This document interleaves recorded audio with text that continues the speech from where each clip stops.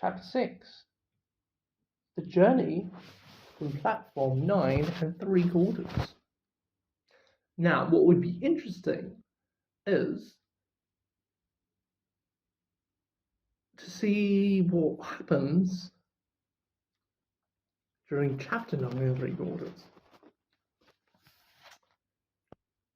But nonetheless, let's read on Chapter 6. Harry's last month with the Dursleys wasn't fun. True, Dudley was now so scared of Harry he wouldn't stay in the same room, while Aunt Petunia and Uncle Vernon didn't shut Harry in his cupboard, force him to do anything or shout at him. In fact, they didn't speak to him at all. Half terrified, half furious, they acted as though any chair with Harry in it was empty.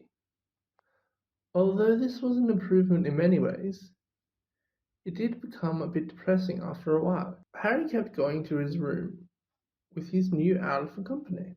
He had decided to call her Hedwig, a name he had found in a history of magic. His school books were very interesting. He lay on his bed reading late into the night, Hedwig swooping in and out of the open window as she pleased. It was lucky that Aunt Petunia didn't come in to hoover anymore, because Hedwig kept bringing back dead mice. Every night before he went to sleep, Harry ticked off another day on the piece of paper he had pinned to the wall, counting down to September 1st. The last day of August, he thought he'd better speak to his aunt and uncle about getting to King's Cross Station next day. So he went down to the living room where they were watching a quiz show on television. He cleared his throat to let them know he was there, and Dudley screamed and ran from the room. Uncle Vernon? Uncle Vernon grunted to show he was listening. I need to be at King's Cross tomorrow to go to Hogwarts. Uncle Vernon grunted again. Would it be alright if you gave me a lift? Grunt. Harry supposed that meant yes. Thank you. He was about to go back upstairs when Uncle Vernon actually spoke. Funny way to get to a wizard's school. The train. Magic carpets all got punches, have they? Harry didn't say anything. Where is this school anyway?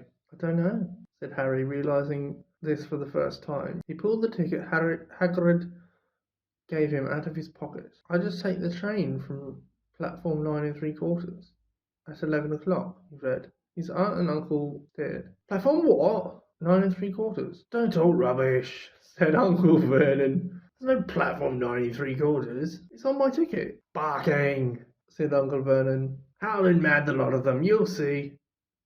You just wait, all right? We'll take you to King's Cross. We're going up to London tomorrow anyway, or I wouldn't bother. Why are you going to London? Harry asked, trying to keep things friendly. Taking Dudley to hospital, growled Uncle Vernon. Got to have that ruddy tail removed before he goes to smell things.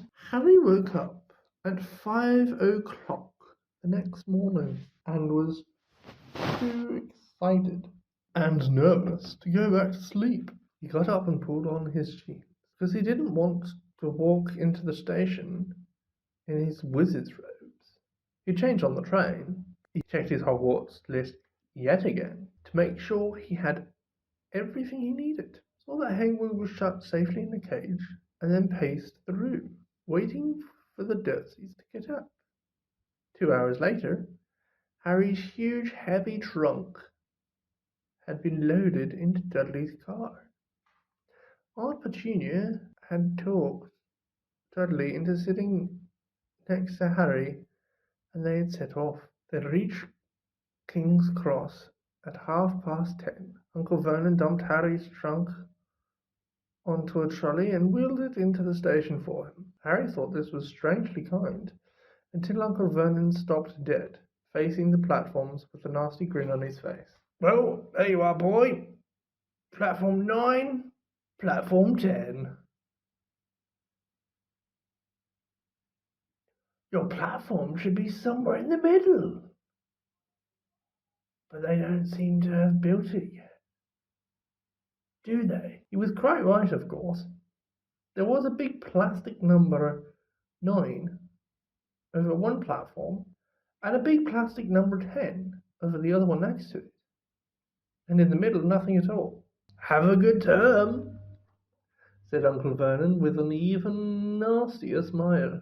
He left without another word. Harry turned and saw the Dursleys drive away. All three of them were laughing. Harry's mouth went rather dry.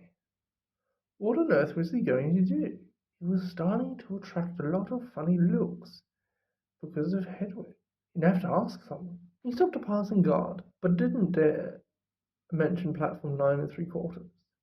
The guard had never heard of Hogwarts, and when Harry couldn't even tell him what part of the country it was in, he started to get annoyed, as though Harry was being stupid on purpose.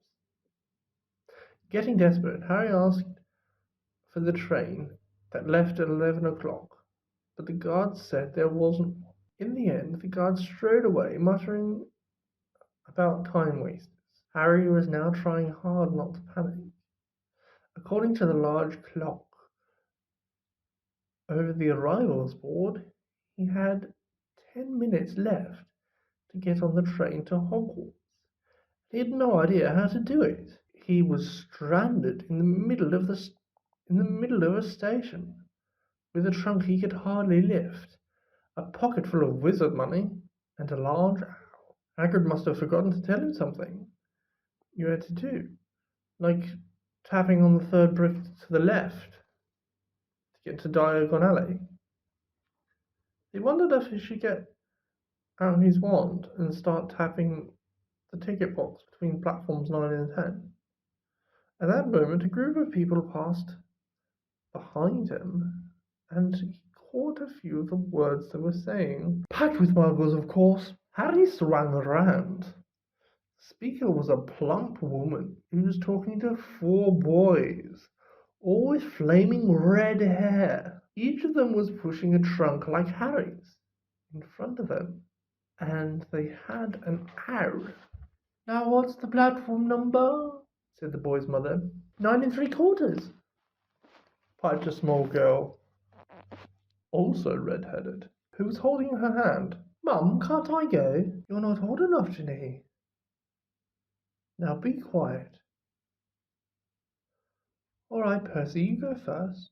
What looked like the oldest boy marched towards platforms 9 and 10. Harry watched carefully, not to blink in case he missed it. But just as the boy reached the divide between the two platforms, a large crowd of tourists came swarming in front of him, and by the time the last rucksack had cleared away, the boy had vanished. Fred, you next, the plump woman said.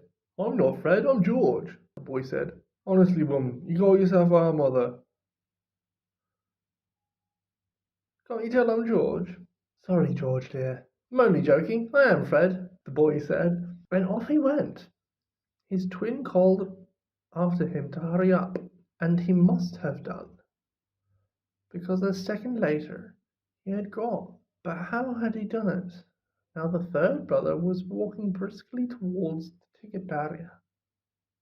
He was almost there, and then, quite suddenly, he wasn't anywhere. There was nothing else to it. Excuse me. Hello, dear.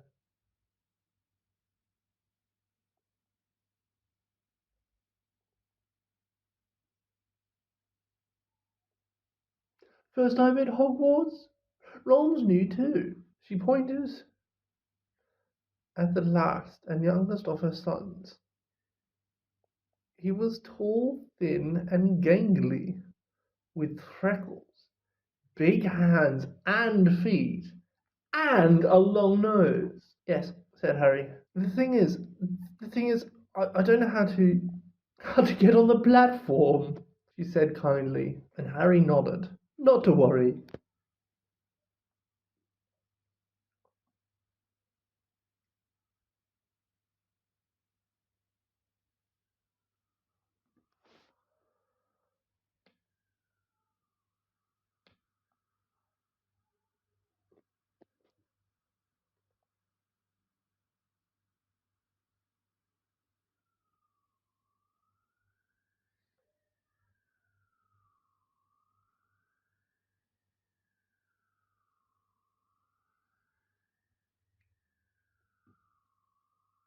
All you have to do is walk straight at the barrier between platforms 9 and 10.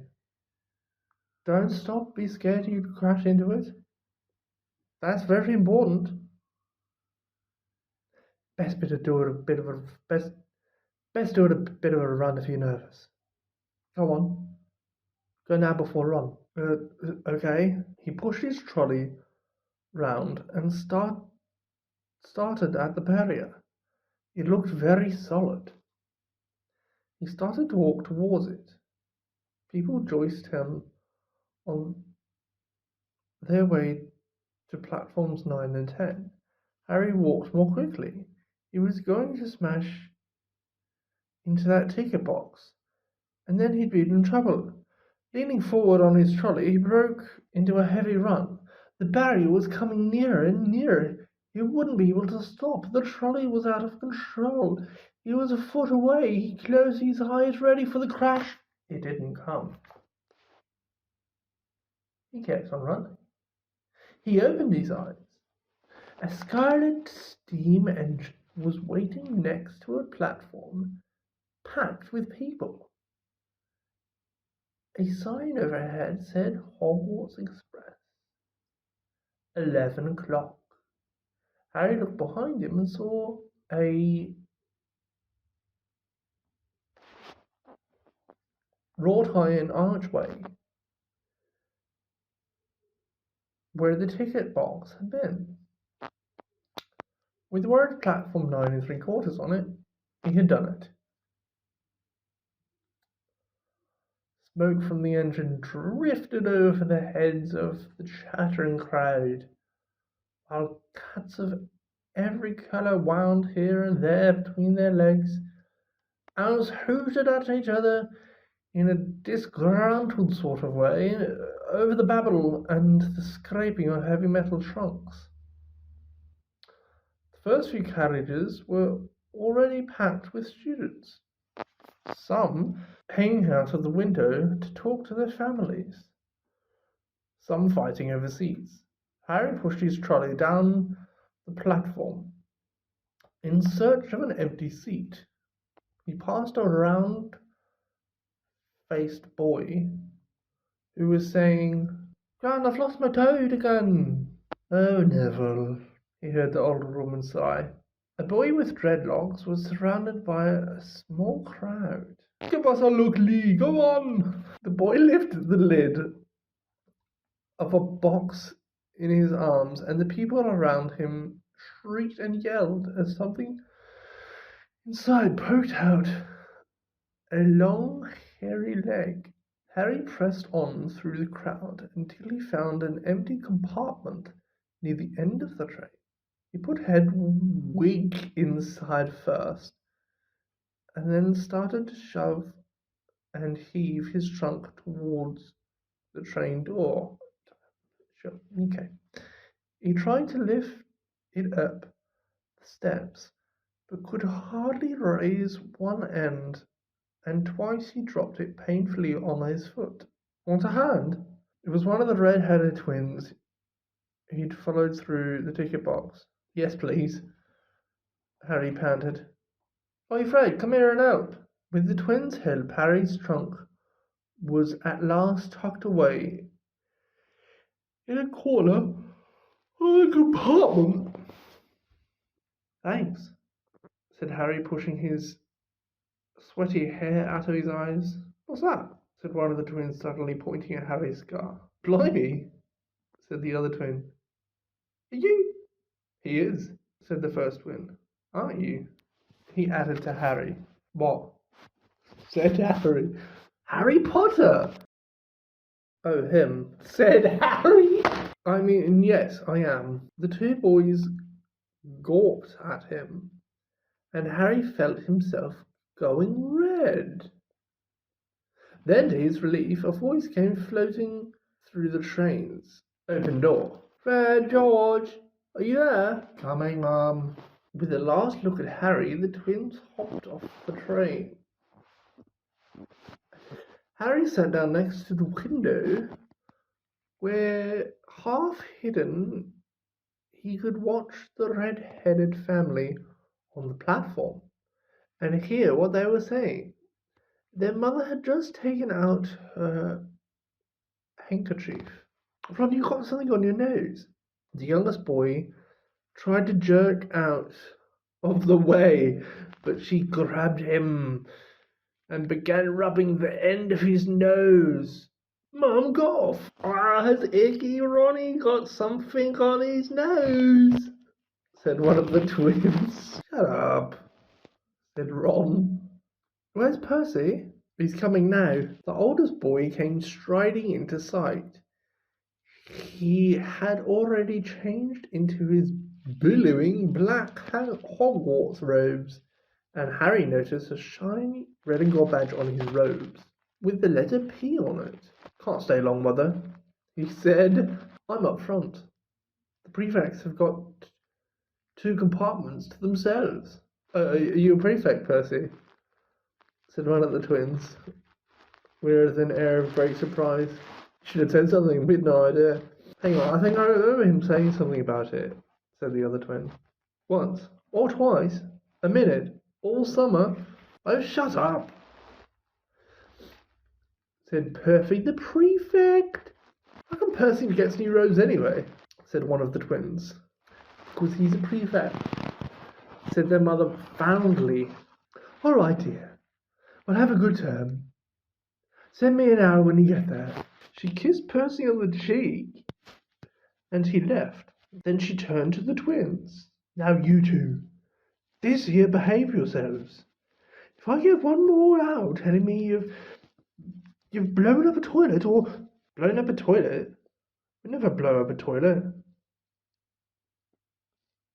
Great idea though, thanks Mum. It's not funny. And look after Ron. Don't worry. Icaronicus is safe with us. Shut up, said Ron again. He was almost as tall as the twins already, and his nose was still pink where his mother had rubbed it. Hey Mum, guess what? Guess who we met on the train?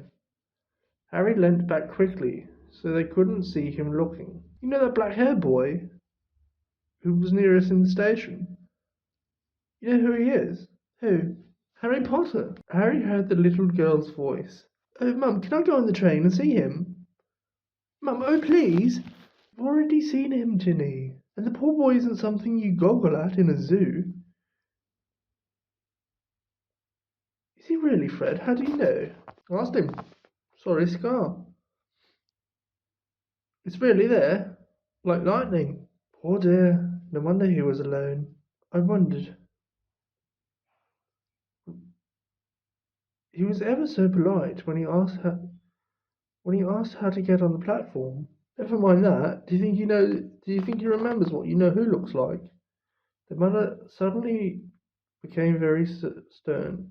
I forbid you to ask him, Fred. No, don't you dare. As though he needs reminding of that on his first day of school. All right, keep your hair on. A whistle sounded. Hurry up, their mother said, and the 3 boys clambered on to the train. They leaned out the window for her to kiss them goodbye, and the younger sister began to cry. Don't, Jenny. We'll send you back loads of hours. We'll send you a Hogwarts toilet seat. George, no need joking, Mum. The train began to move. Harry saw the boys, mother waving, and their sister half laughing, half crying, running to keep up with the train until it gathered too much speed. Then she fell back and waved. Harry watched the girl and her mother disappear as the train rounded the corner. Houses flashed past the window. Harry felt a great leap of excitement.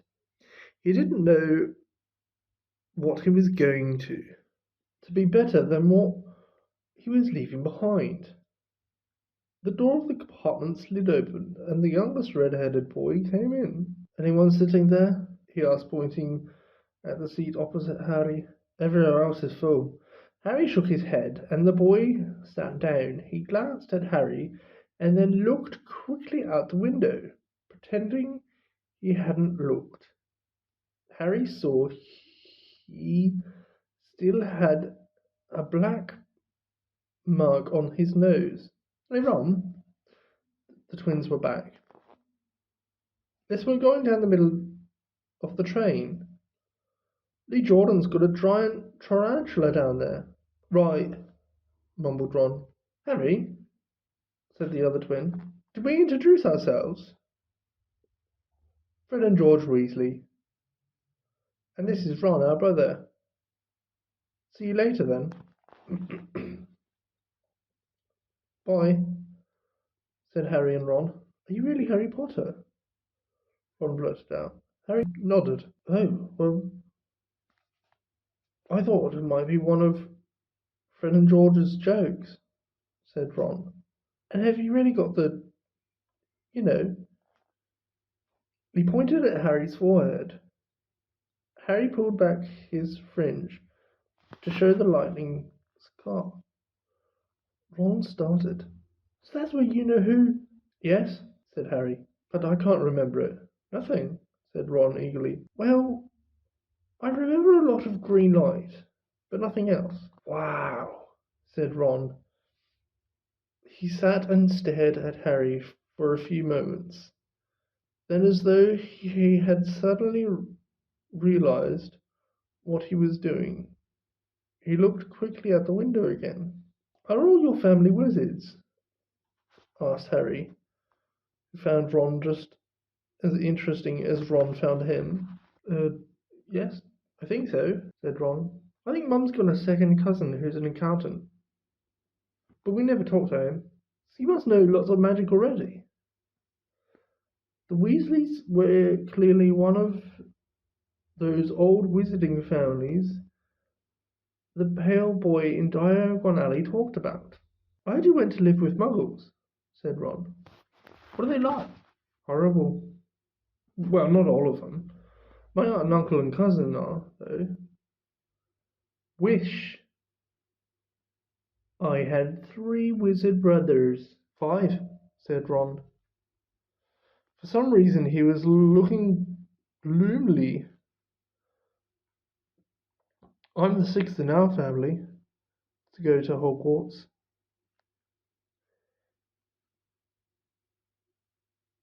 You could say I've got a lot to live up to.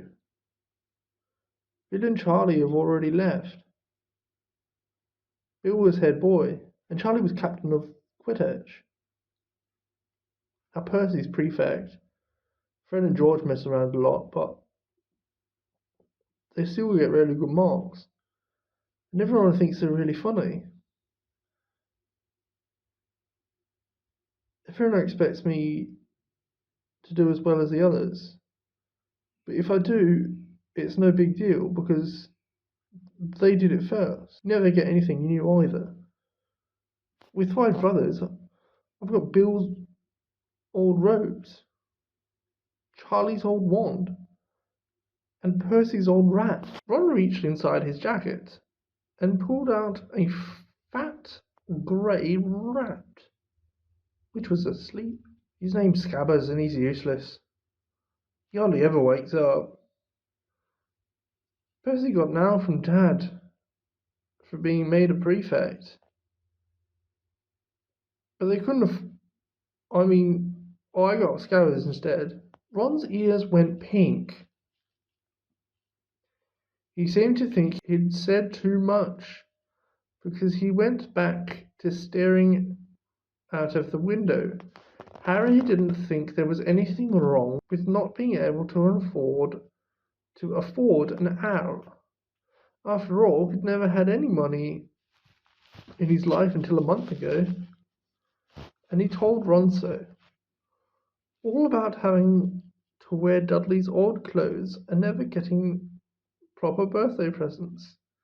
This seemed to cheer Ron up, and until Hagrid told me, I didn't know anything about being a wizard. What about my parents? Or Voldemort? Ron gasped. What? You said you know whose name? said Ron, sounding both shocked and impressed. I thought you of all people.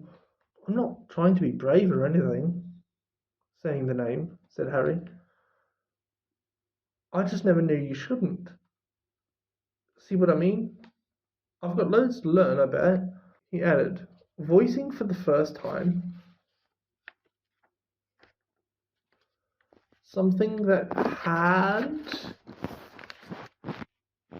been worrying him a lot lately. I bet I'm the worst in the class. You may be. Loads of people who come from Muggle families and they learn quick enough. While they had been talking, the train had carried them out of London. Now they were speeding past fields full of cows and sheep. They were quite quiet for a time, watching the fields and lanes flick past. Around 12:30, there was a great clattering outside in the corridor, and a smiling, dimpled woman slid back their door and said, "Anything off the trolley, dears?" Harry, who hadn't had any breakfast, leapt to his feet. But Ron's ears went pink again, and he muttered that he'd brought sandwiches. Harry went out into the corridor. He had never had any money for sweets with the Dursleys, and now he had pockets rattling with gold and silver, and he was ready to buy as many Mars bars as he could carry. But the woman didn't have any Mars bars.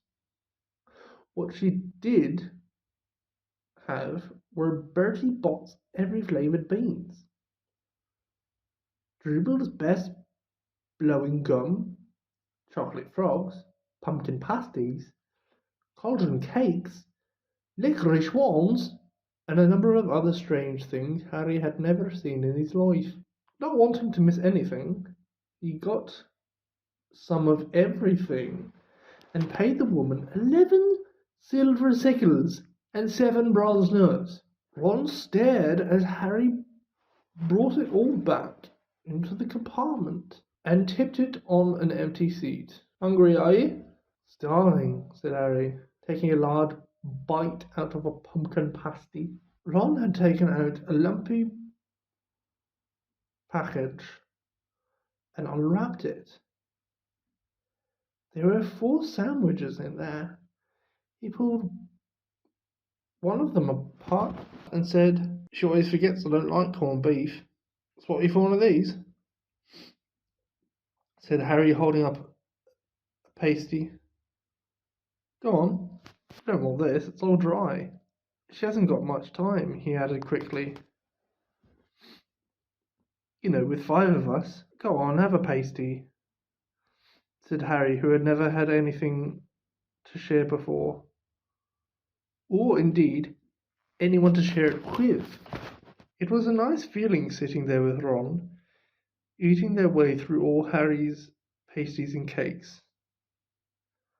The sandwiches lay forgotten. "What are these?" Harry asked Ron, holding up a pack of chocolate frogs. "They're not really frogs, are they?" Harry was starting to feel that nothing would surprise him. "No," said Ron. "But see what the card is. I'm missing Greta." "What?" "Oh, of course you wouldn't know. Chocolate frogs have cards inside them. You know, to collect famous witches and wizards. I've got about 500. I haven't got Agrippa or Ptolemy." Harry unwrapped his chocolate frog and picked up the card. It showed a man's face. He wore half-moon glasses, had a long crooked nose, and flowing silver hair, beard, and moustache. Underneath the picture, there was a name, Albus Dumbledore. So this is Dumbledore, said Harry. Don't tell me you'd never heard of Dumbledore. Could I have a frog? I might get a grieper. Thanks. Harry turned over his card and read Albus Dumbledore, currently headmaster of Hogwarts, considered by many the greatest wizard of modern times. Professor Dumbledore is particularly famous for his defeat of the Dark Wizard Grindelwald in 1945, for the discovery of 12 uses of dragon's blood, and his work on alchemy with his partner Nicholas Flamel. Professor Dumbledore enjoys chamber music and ten-pin bowling. Harry turned the card back over and saw, to his astonishment, that Dumbledore's face had disappeared. He's gone. Well, you can't expect him to hang around all day, said Ron. He'll be back. No. I've got Morgana again. I've got about 6 of her. Do you want it? You can start collecting. Ron's eyes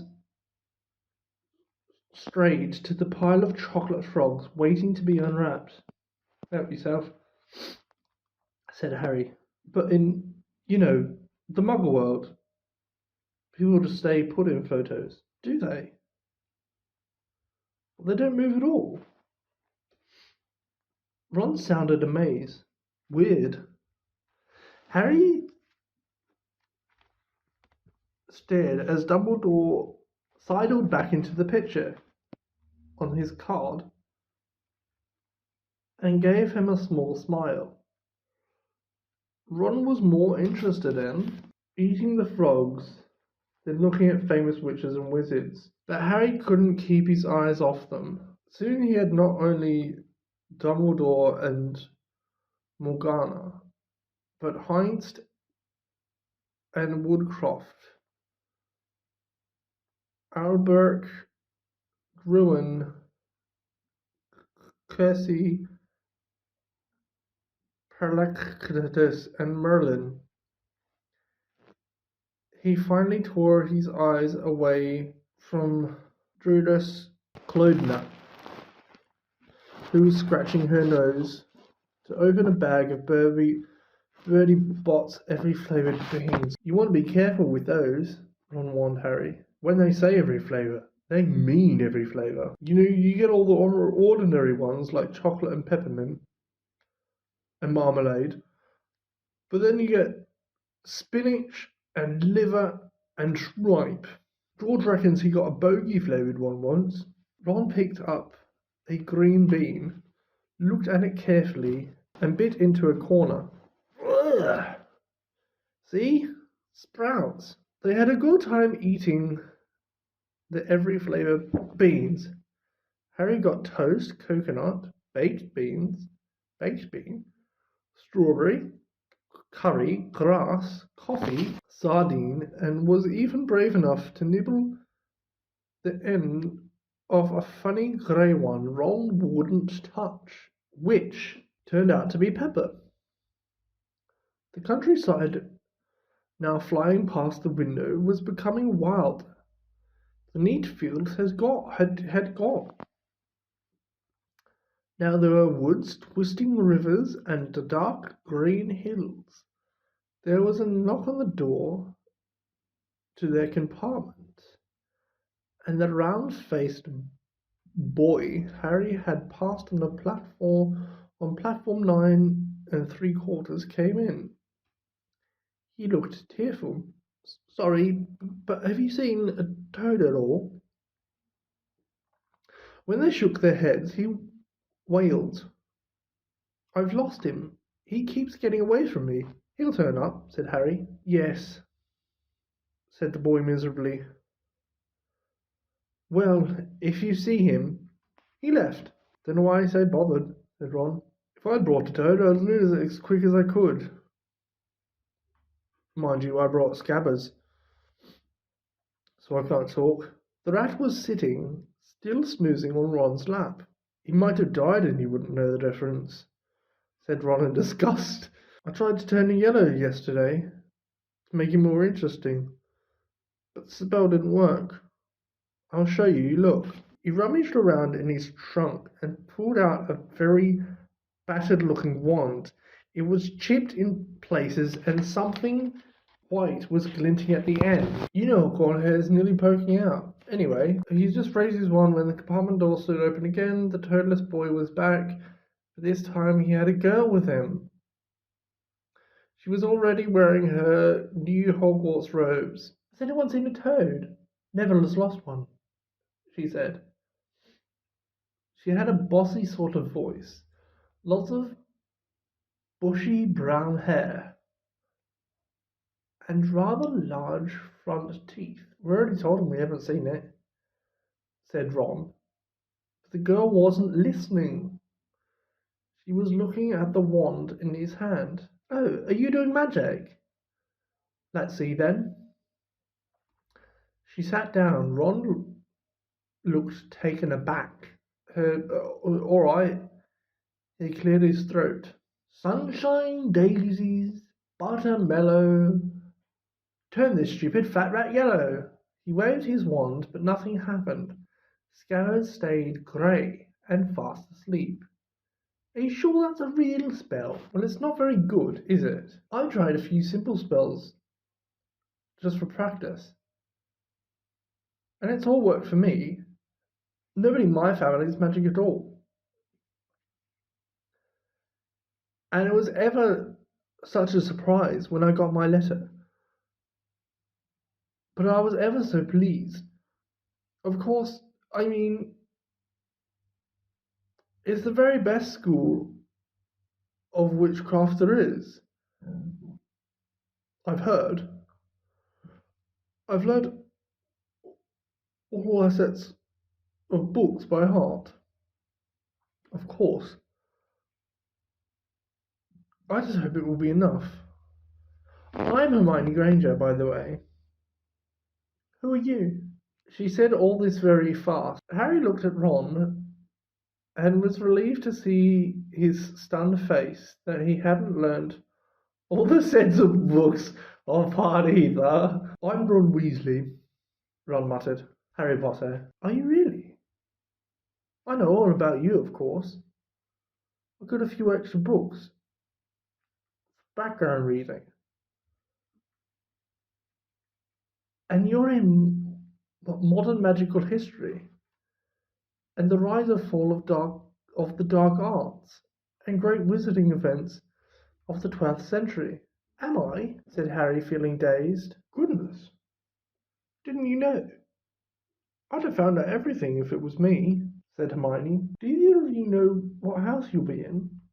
I've been asking around, and I hope I'm in Gryffindor. It sounds by far the best. I hear Dumbledore himself was one. But I suppose Ravenclaw wouldn't be too bad. Anyway, we'd better go and look for Neville's toad. You two had better change. You know, I expect we'll be arriving soon. And she left, taking the toadless boy with her. Whatever house I'm in, I hope she's not in it, said Ron. He threw his wand back into his trunk. Stupid spell. George gave it to me. Bet he knew it was a dud. What house are your brothers in? Asked Harry. Gryffindor, said Ron. Gloom seemed to be settling on him again. Mum and Dad were in it too. I don't know what they'll say if I'm not. I don't suppose Ravenclaw would be too bad. But imagine if they put me in Slytherin. That's the house vault. I mean, you know who was in. Yeah, said Ron. He flopped back into his seat, looking depressed. You know, I think the end of Scabbers' whiskers are a bit lighter, said Harry, trying to take Ron's mind off houses. So what do your oldest brothers do now that they've left anyway? Harry was wondering what a wizard did once he'd finished school.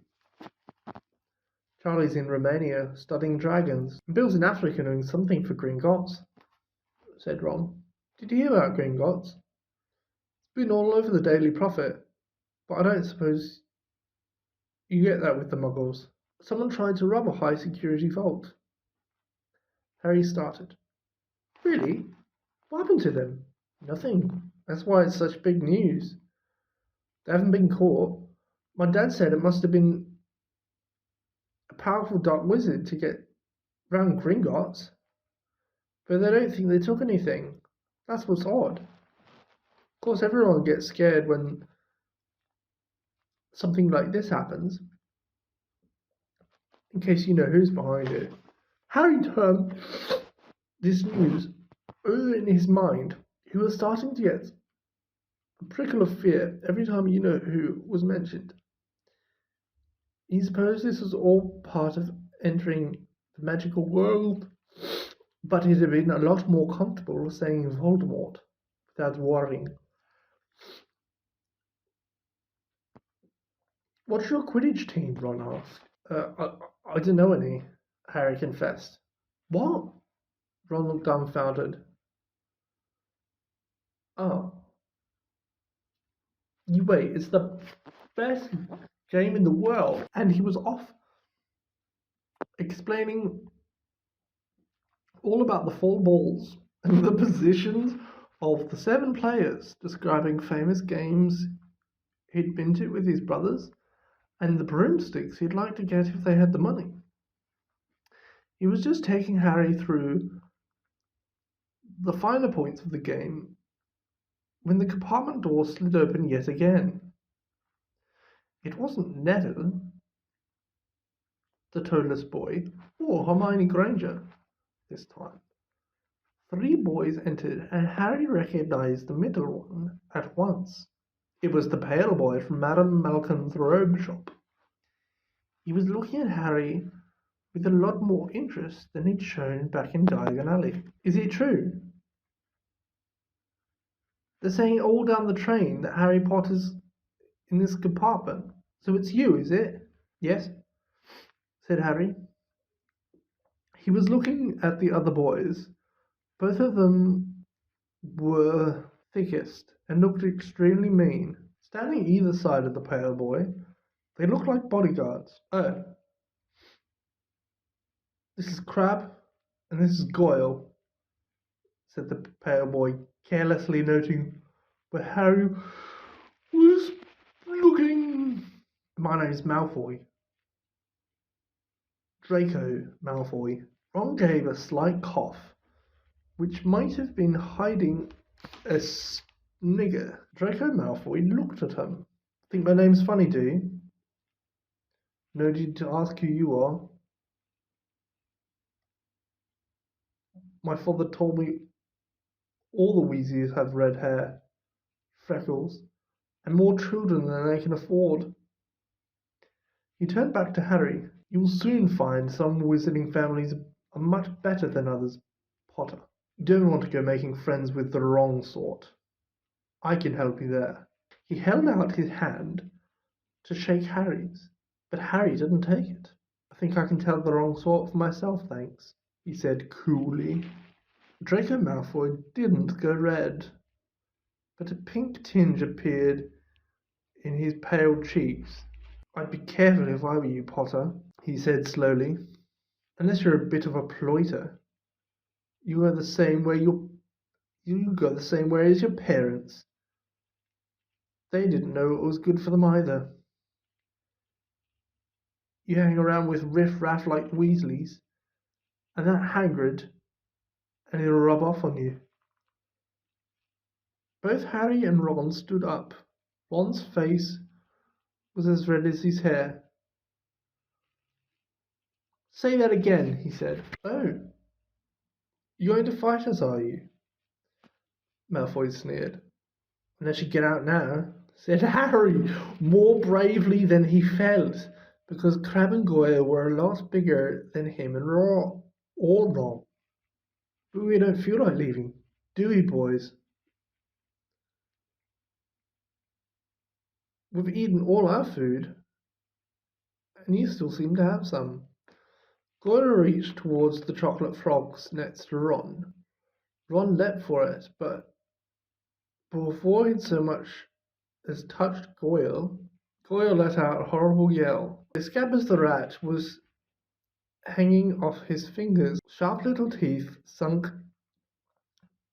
deep into Goyle's knuckle. Crabbe and Malfoy backed away. As Goyle swung Scabbers around, round and round, howling, and when Scabbers finally flew off and hit the window, all three of them disappeared at once. Perhaps they thought there were more rats lurking among the sweets, or perhaps they'd heard footsteps, because a second later Hermione Granger came in. "What has been going on?" she said, looking at the sweets all over the floor and Ron picking up Scabbers by his tail. "I think he's been knocked out," Ron said to Harry. He looked closer at Scabbers. "No, I don't believe it. He's gone back to sleep." And so he had. "You've met Malfoy before?" Harry explained about their meeting in Diagon Alley.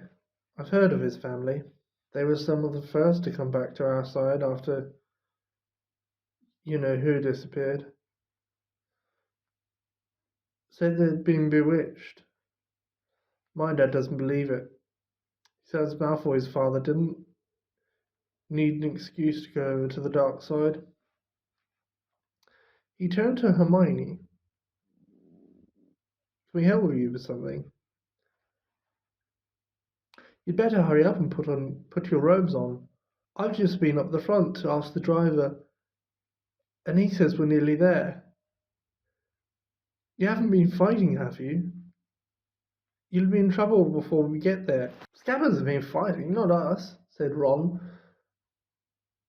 scowling at her. "Would you mind leaving while we change?" "All right. I only came in here because people outside are behaving very childishly, racing up and down the corridors," said Hermione in a sniffy voice. "And you've got dirt on your nose, by the way. Did you know?" Ron glared at her as she left. Harry peered out of the window. It was getting dark. He could see mountains and forests under a deep purple sky. The train did seem to be slowing down. He and Ron took off their jackets and pulled on their long black robes. Ron's were a bit short for him. You could see his trainers underneath them. A voice echoed through the train. "We'll be arriving. We'll be reaching Hogwarts in 5 minutes' time. Please leave your luggage on the train. It will be taken to the school separately." Harry's stomach lurched with nerves, and Ron, he saw, looked pale under his freckles. They crammed their pockets with the last of their sweets and joined the crowd thronging the corridor. The train slowed right down and finally stopped. People pushed their way towards the doors and out to a tiny dark platform. Harry shivered in the cold night air. Then a lamp came bobbing over the heads of the students, and Harry heard a familiar voice. First years over here." "All right there, Harry." Hagrid's big, hairy face beamed over the sea of heads.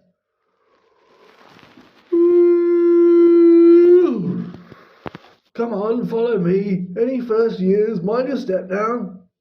First years, follow me." Slipping and stumbling, they followed Hagrid down what seemed to be a steep, narrow path. It was so dark either side of them that Harry thought there must be thick trees there. Nobody spoke much. Neville, the boy who kept losing his toad, sniffed once or twice.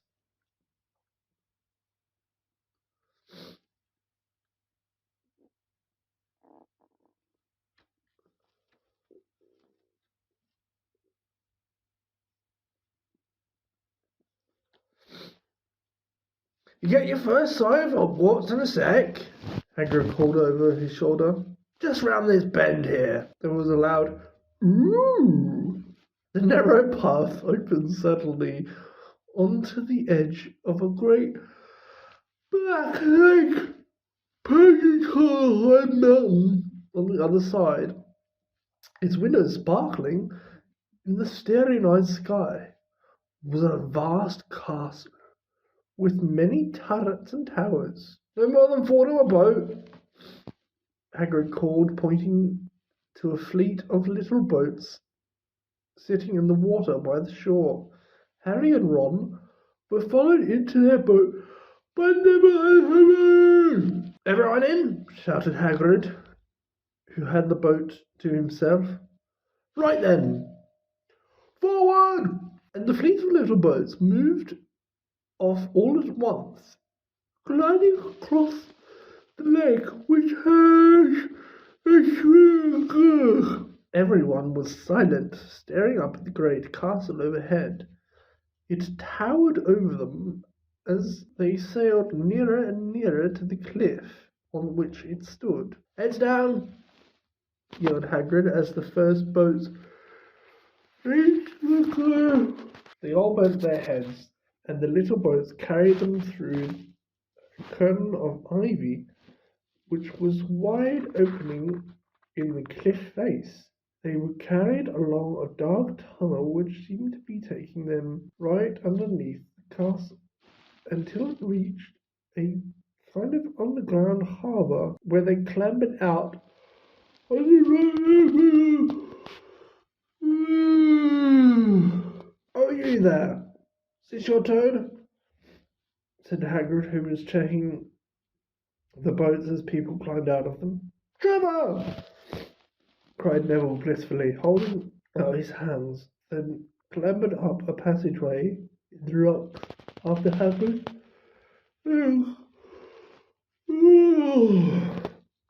Last, onto smooth, damp grass, right in the shadow of the castle. They walked up a flight of stone steps and crowded around the huge oak front door. Everyone here? You there, still got your toad? Hagrid raised a gigantic fist and knocked 3 times on the castle door. Oh!